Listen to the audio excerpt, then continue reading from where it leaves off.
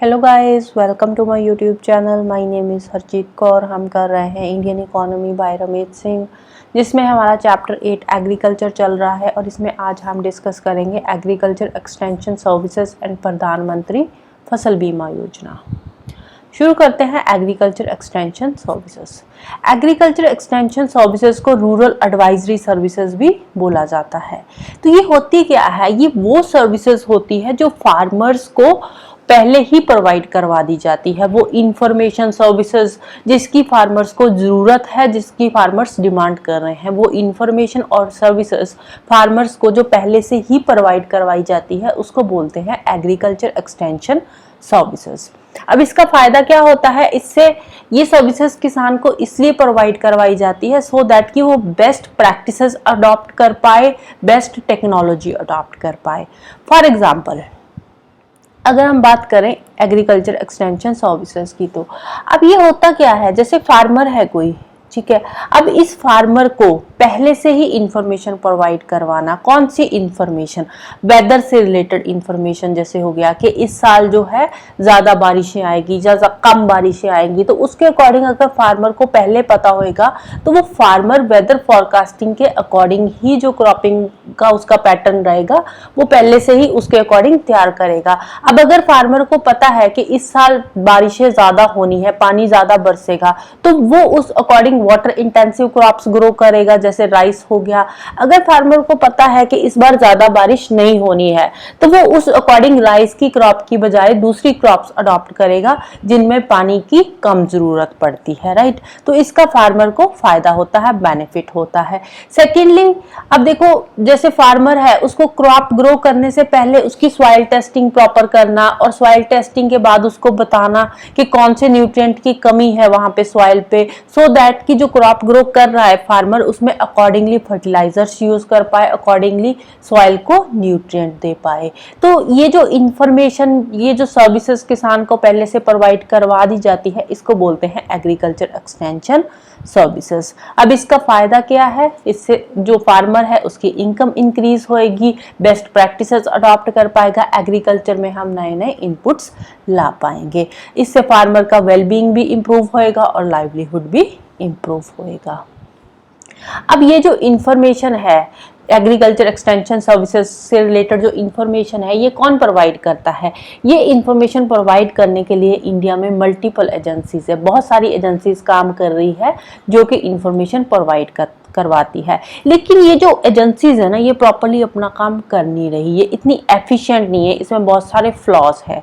क्यों? क्योंकि ये जो एजेंसीज है ना, इसमें फंक्शनल ऑटोनॉमी की कमी है, ये प्रॉपरली अपना काम कर ही नहीं पा रही। जैसे फार्मर्स को अवेयरनेस देना, उनको पहले से बताना कि वेदर फोरकास्टिंग के बारे में, उनकी सॉइल के बारे में, वहाँ के जो वेदर क्लाइमेट है उसके बारे में बताना, तो ये प्रॉपर इंफॉर्मेशन फार्मर को दे ही नहीं पा रही एजेंसीज। और ये जो एजेंसीज हैं इनका हायरार्कियल स्ट्रक्चर बहुत रिजिड है, उसमें कोई कोऑर्डिनेशन नहीं है। अलग अलग लेवल्स पे जो एजेंसीज काम कर रही है वो आपस में मिलजुल कर काम नहीं कर रही, उनमें कोई कोऑर्डिनेशन नहीं है, कोई नए इनोवेटिव मेथड्स नहीं लेकर आ रही, वैसे ही बैठे हैं, बस उनको पता है कि हाँ ठीक है हम जॉब कर रहे हैं तो वो जॉब कर रहे हैं। ऐसा नहीं है कि हमें आगे इनोवेटिव और मेथड्स लेकर आना है, फार्मर्स को इंफॉर्मेशन प्रोवाइड करवाना है, तो ये प्रॉपर्ली अपना काम कर नहीं पा रही एजेंसीज। इसीलिए अब ये जो एग्रीकल्चर एक्सटेंशन सर्विसेज है, इनकी इम्प्रूवमेंट के लिए कुछ पॉलिसी स्टेप्स सुजेस्ट किए गए हैं, जैसे कि नई नई स्कीम्स को इम्प्लीमेंट करना। अब ये सुजेशंस दिए गए हैं। क्या सुजेशन है? कि नई स्कीम्स इंप्लीमेंट करी जाए, जो एग्जिस्टिंग स्कीम्स चल रही है उसमें एडिशनल आउटलेज ऐड करे जाएं, उसमें थोड़ा और खर्चा किया जाए, उन स्कीम्स को ही इम्प्रूव किया जाए और उसके अलावा नई स्कीम्स को तो इम्प्लीमेंट करना ही है। अब जो हमारे स्मॉल एंड मार्जिनल फार्मर्स है उनके लिए एक वन स्टॉप शॉप बनाने की ज़रूरत है, जिसमें हार्डवेयर एंड सॉफ्टवेयर सॉल्यूशंस दोनों ही प्रोवाइड करवाए जाए फार्मर को, सो दैट कि जो हमारे स्मॉल एंड मार्जिनल फार्मर्स हैं उनकी इनकम भी इम्प्रूव हो सके, उनकी इनकम जो है वो थोड़ी पहले से बढ़ सके, इनकम को हम इंक्रीज कर सकें। एक ऐसी अप्रोच यूज करने की ज़रूरत है जो कि न्यूट्रल टू इनपुट हो। अब ऐसी अप्रोच हो जो कि हर एक स्टेट के हर एक रीजन तक पहुंचे। ऐसे नहीं है कि अब कुछ रीजन तक इंफॉर्मेशन पहुंच रही है, कुछ रीजन तक पहुंची नहीं रही है। कुछ क्रॉप्स के बारे में इंफॉर्मेशन दी जा रही है, कुछ क्रॉप्स के बारे में इंफॉर्मेशन दे ही नहीं रहे। तो प्रॉपर इंफॉर्मेशन हर एक क्रॉप के रिगार्डिंग इंफॉर्मेशन देने की जरूरत है और हर एक रीजन में इंफॉर्मेशन देने की जरूरत है। फार्मर्स को बताने की जरूरत है कि इस रीजन में अगर आप ये वाली क्रॉप्स ग्रो करोगे तो आपको ज्यादा बेनिफिट होगा। कुछ ऐसी अप्रोच लाने की जरूरत है जिसमें फार्मर्स को प्रॉपर बताया जाए, उनको नॉलेज दी जाए। जो इनपुट्स यूज किए जाते हैं एग्रीकल्चर सेक्टर में, उन इनपुट्स की वेस्टेज को कम किया जाए। जो प्रोडक्शन होती है उस प्रोडक्शन की वेस्टेज को कम किया जाए, क्योंकि हमारे इंडिया में क्या होता है ना, हमारे इंडिया में वेस्टेज बहुत है। प्रोडक्शन तो हम कर लेते हैं लेकिन उसकी वेस्टेज बहुत होती है। प्रॉपर हमारे पास स्टोरेज फैसिलिटीज नहीं है। तो वो सारी जो भी स्टोरेज फैसिलिटीज है उनको डेवलप किया जाए और जो इनपुट की वेस्टेज है और प्रोडक्शन की वेस्टेज है उसको कम किया जाए। पोस्ट हार्वेस्ट प्रोसेसिंग जो होती है, जो वैल्यू एडेड एक्टिविटीज होती है, उनको इन्हांस करने की जरूरत है। उनको फार्म सेक्टर पे ही उनमें और ज्यादा हार्वेस्टिंग प्रोसेसिंग करने की जरूरत है। फार्म जो है ना, फार्म लेवल पे ही वैल्यू एडेड एक्टिविटीज को ऐड ऑन करने की जरूरत है।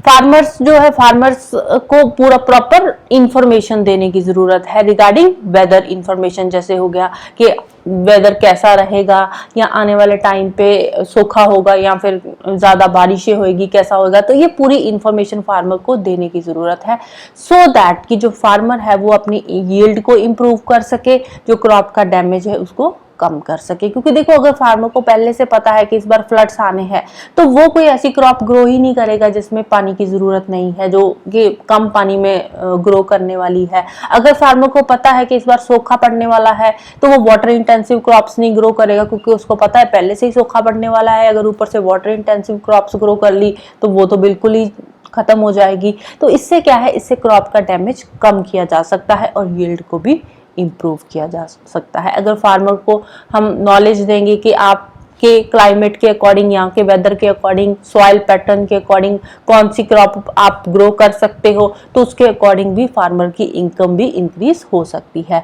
इंटर क्रॉपिंग और रोटेशनल क्रॉपिंग को प्रमोट करने की जरूरत है। ऐसे नहीं है कि सीरियल क्रॉप्स ही ग्रो करते जा रहे हैं। फार्मर को अवेयरनेस देने की जरूरत है कि जो क्रॉप रोटेशन है वो मस्ट है। सीरियल क्रॉप्स के साथ साथ पल्सेस क्रॉप्स भी ग्रो करनी चाहिए और इनपुट्स का एफिशिएंट यूज करना चाहिए। ऐसे नहीं है कि आप इनपुट्स ऐसे यूज करे जा रहे हैं, जो फर्टिलाइजर सस्ते हैं आप वो यूज कर रहे हैं, जो महंगे हैं वो यूज ही नहीं कर रहे हैं। तो इससे क्या है, इससे हमारी जो सॉइल है वो भी खराब होती है, सॉइल की फर्टिलिटी डिक्रीज होती है। इसीलिए जो इनपुट्स है उनको एफिशिएंटली यूटिलाइज करने की जरूरत है। एग्रीकल्चर में जो डिमांड ड्रिवन एग्रीकल्चर है वो करने की जरूरत है। जैसे कि जिस चीज की डिमांड है उसी क्रॉप को ग्रो करने की जरूरत है। ऐसे नहीं है कि अब पोटैटो पूरे के पूरे एक रीजन में पोटैटो हो गए तो उससे क्या है, उससे उसकी डिमांड गिर जाएगी। तो इससे बेटर है कि कुछ फार्मर्स पोटैटो ग्रो करे, दूसरे फार्मर्स कोई और क्रॉप ग्रो करे और कुछ फार्मर्स कोई और, ऐसे 3-4 क्रॉप्स ग्रो हो, सो दैट कि किसी की भी डिमांड एकदम से गिरे ना और किसी की डिमांड एकदम से बढ़े ना। तो इसीलिए डिमांड ड्रिवन एग्रीकल्चर की जरूरत है। वर्चुअल कनेक्ट करने की जरूरत है आईटी सेक्टर के थ्रू, जैसे मोबाइल एंड इंटरनेट के थ्रू फार्मर्स के साथ कनेक्ट करने की जरूरत है। इससे क्या है, अगर सारे फार्मर्स के पास मोबाइल होएगा, प्रॉपर इंटरनेट फैसिलिटी होएगी, तो इंटरनेट के थ्रू जो फार्मर्स है उनको नॉलेज दी जा सकती है कि कौन सी क्रॉप कौन से रीजन में बेस्ट है। राइट। इसके अलावा जो गवर्नमेंट है, गवर्नमेंट ने भी बहुत सारे इनिशिएटिव्स लिए हैं एग्रीकल्चर एक्सटेंशन सर्विसेज को स्ट्रेंथन करने के लिए। जैसे कि किसान टीवी सेटअप किया गया है, जो ऑल इंडिया रेडियो है उस पे एग्री इंफॉर्मेशन की ब्रॉडकास्टिंग होती है, उसमें एग्रीकल्चर के बारे में नई नई चीजें बताई जाती है फार्मर्स को। Agree clinic and agri business setup किए गए हैं। इसमें क्या होता है, इसमें एग्रीकल्चरल ग्रेजुएट्स जाते हैं फार्मर्स के पास और उनको बताते हैं कि आप कैसे क्रॉप्स को ग्रो कर सकते हो, क्या क्या आप स्टेप्स फॉलो कर सकते हो बेस्ट एग्रीकल्चरल प्रैक्टिसेस के लिए। इसके अलावा एजुकेशनल इंस्टीट्यूट सेटअप किए गए हैं एग्रीकल्चर से रिलेटेड, और हॉर्टिकल्चर, एनिमल हस्बेंड्री से रिलेटेड बहुत सारे ट्रेनिंग कोर्सेज शुरू किए गए हैं, सो दैट कि हम अपने एग्रीकल्चर सेक्टर को थोड़ा अच्छा बना सकें। इसके अलावा एक इंस्टीट्यूट सेटअप किया गया है ट्रेनिंग के लिए ही है, जिसका नाम है national centre for management and agriculture extension. अब ये जो इंस्टीट्यूट है ये ट्रेनिंग के लिए है, specially middle and senior level officer की ट्रेनिंग के लिए। स्टेट लेवल पे जितने भी मिडिल एंड सीनियर लेवल के ऑफिसर्स हैं उनकी प्रॉपर ट्रेनिंग के लिए इंस्टीट्यूट सेटअप किया गया है।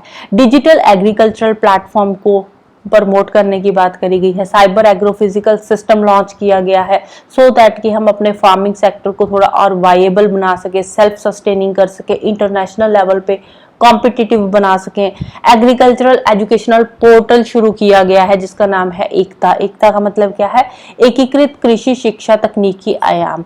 तो एकता पोर्टल में क्या है? एकता पोर्टल में एग्रीकल्चर से रिलेटेड नई नई चीजें बताई गई है। इसमें ऑनलाइन इंफॉर्मेशन दी जाती है फार्मर्स को। इसके अलावा 9 मोबाइल एप्स शुरू करी गई है और ये जो एप्स है इसमें कौन सी इंफॉर्मेशन दी जाती है? इन एप्स में मैंगो से related, pomegranate, onion, garlic, black pepper जैसी क्रॉप्स जो है उनसे रिलेटेड इंफॉर्मेशन इन एप्स में प्रोवाइड करी जाती है।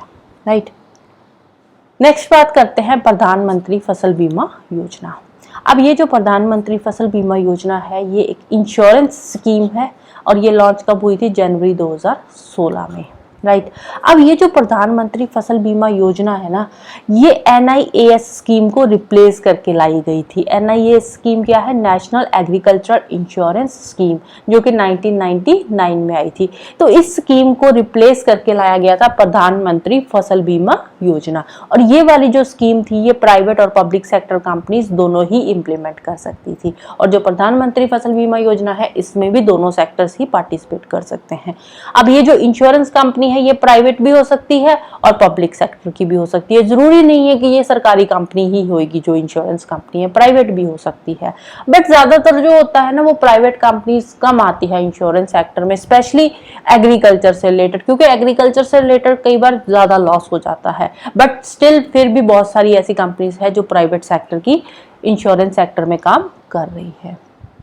राइट, अब ये जो स्कीम लाई गई थी प्रधानमंत्री फसल बीमा योजना, ये फार्मर्स के वेलफेयर के लिए स्टार्ट करी गई थी। अब इस स्कीम के कुछ की हाइलाइट्स है। अब देखो ये स्कीम जो है ना 2016 की है, बट स्टिल ये इंपॉर्टेंट हो जाती है क्योंकि कई बार न्यूज में आ जाती है। जब कोई भी पुरानी स्कीम है, चाहे वो 2016 की है, चाहे 2000 की है या 1990 की है, जब वो करंटली न्यूज में आएगी ना तो वो स्कीम इंपॉर्टेंट हो जाती है एग्जाम पॉइंट ऑफ व्यू से। तो ये जो प्रधानमंत्री फसल बीमा योजना है ये वैसे तो 2016 की स्कीम है, बट ये अक्सर कर न्यूज में आती रहती है, इसीलिए ये इंपॉर्टेंट हो जाती है एग्जाम पॉइंट ऑफ व्यू से। अब इसके मेजर हाइलाइट्स क्या है? अब यहाँ पे इस स्कीम के अंदर ना एक यूनिफॉर्म प्रीमियम होगा। यूनिफॉर्म प्रीमियम कितना होएगा? खरीफ क्रॉप्स के लिए है 2% और राबी क्रॉप्स के लिए है 1.5% का। अब मतलब कि जो फार्मर है उसको एक यूनिफॉर्म प्रीमियम देना होगा। खरीफ क्रॉप में उसको 2% प्रीमियम देना है फार्मर को और राबी क्रॉप्स में 1.5% का प्रीमियम देना है। प्रीमियम क्या होता है? अब देखो जब हम इंश्योरेंस कराते हैं, कोई भी इंश्योरेंस है, तो उसमें हम प्रीमियम भरते हैं। प्रीमियम क्या होता है? प्रीमियम होता है जो हम पहले कुछ पैसा देते हैं, जैसे कि हेल्थ इंश्योरेंस लिया है या किसी गाड़ी का इंश्योरेंस लेते हैं या हम क्रॉप का इंश्योरेंस करवाते हैं, तो उसमें हम जो पहले जो पैसा देते हैं ना, वो चाहे हम इंस्टॉलमेंट्स में दे रहे हैं या एक बार में दे रहे हैं, तो वो क्या होता है? वो होता है उसका प्रीमियम। तो इसमें जो प्रीमियम फार्मर ने देना है तो वो बहुत कम है। कितना? एक फिक्स प्रीमियम देना, यूनिफॉर्म प्रीमियम ही फार्मर ने देना है।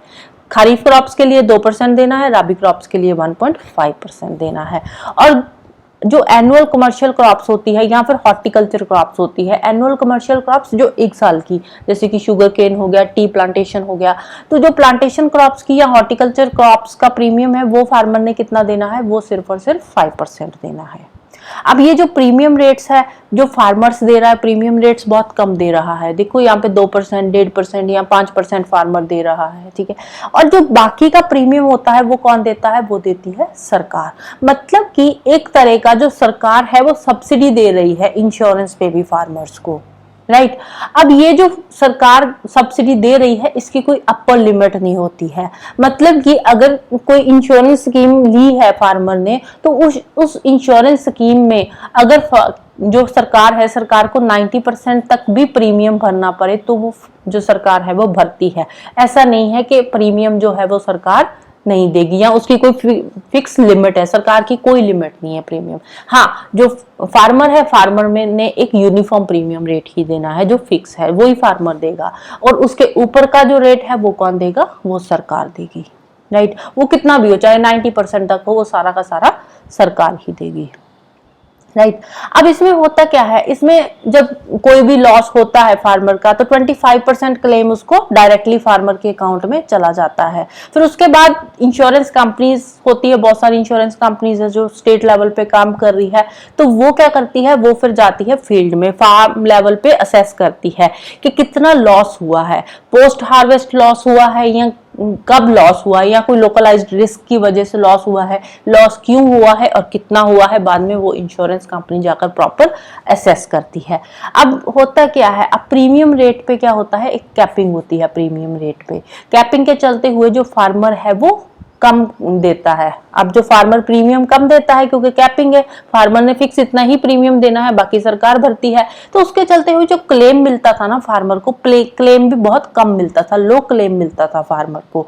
तो अब ये जो कैपिंग सरकार ने कर रखी थी, इसके चलते हुए प्रीमियम सब्सिडी सरकार दे रही थी, लेकिन अब क्या किया है, अब सरकार ने ये जो कैपिंग है ना, इसको रिमूव कर दिया। मतलब कि जो क्लेम है ना, क्लेम फार्मर को पूरा ही मिलेगा, चाहे जो गवर्नमेंट है वो सब्सिडी दे रही है इस पे, बट स्टिल जो क्लेम मिलेगा वो फार्मर को पूरा का पूरा फुल क्लेम मिलेगा। उसमें पहले क्लेम फार्मर को पूरा नहीं मिलता था, आधा क्लेम सरकार को भी मिलता था, बट अब क्या है, अब पूरा का पूरा जो क्लेम है वो फार्मर को ही मिलेगा। अगर उसकी क्रॉप खराब हो रही है तो उसका जितना भी क्लेम होएगा वो सारा का सारा फार्मर के पास जाएगा, राइट। अब आजकल क्या है, अब पहले क्या होता था, क्लेम थोड़ा लेट हो जाता था, कई बार डिले हो जाता था क्लेम मिलने में, लेकिन आजकल टेक्नोलॉजी काफ़ी बढ़ गई है, स्मार्टफोन्स आ गए हैं, तो स्मार्टफोन्स के थ्रू क्या होता है कि जो भी कोई क्रॉप में कोई भी नुकसान हुआ है, क्रॉप खराब हुई है, तो उसका जो भी डाटा होता है वो अपलोड कर दिया जाता है, ऑनलाइन अपलोड कर दिया जाता है। इससे क्या होता है, इससे फार्मर को जो क्लेम है वो टाइमली मिल जाता है। पहले डिले हो जाता था, लेकिन अब कोई क्लेम में डिले नहीं होता, अब टाइमली किसान को जो क्लेम है वो मिल जाता है, राइट। इसके अलावा रिमोट सेंसिंग भी होती है, कि जैसे क्रॉप है, क्रॉप की प्रॉपर रिमोट सेंसिंग होती है कि कितना नुकसान हुआ है, कितना क्या हो रहा है, तो प्रॉपर उससे चेक किया जाता है टेक्नोलॉजी के थ्रू, राइट।